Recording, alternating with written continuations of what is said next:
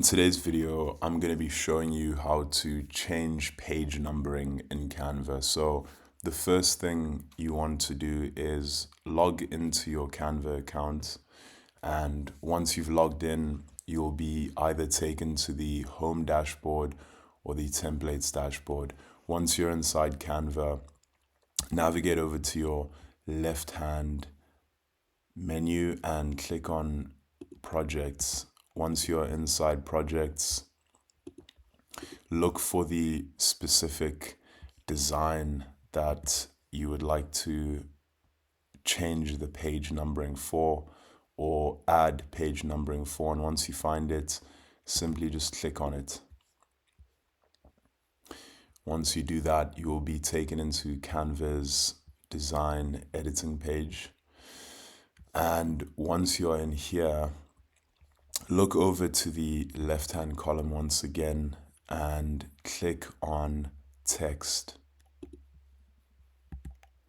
Once you've clicked on text, out of all of the text settings, look for a section called dynamic text, and over there, click on page numbers. So once you do this, you will see all of the page number settings available for you to change. So the first of these changes is the format.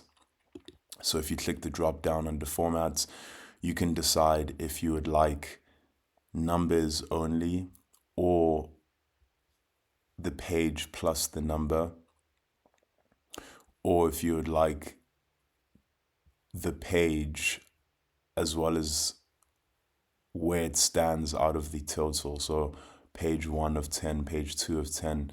So decide on the format that you would like. Click on it when you find it. And the next setting is show numbers on. And we click that drop down.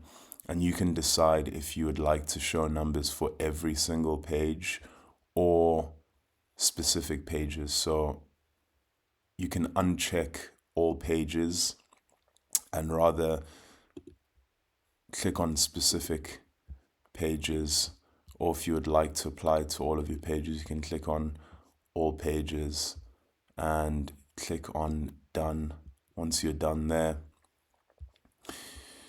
And once you are ready, you can click under appearance and position, you can click on apply properties to all pages. So once we click that and we come back, you can see our new page numbering. And if you don't like it and it's not what you thought it would be, you can just come straight back to text, scroll down to dynamic text, click on page numbers, and you can simply make your changes here. Click on apply properties to all pages, and then when we come back, we see that the numbering has been changed again.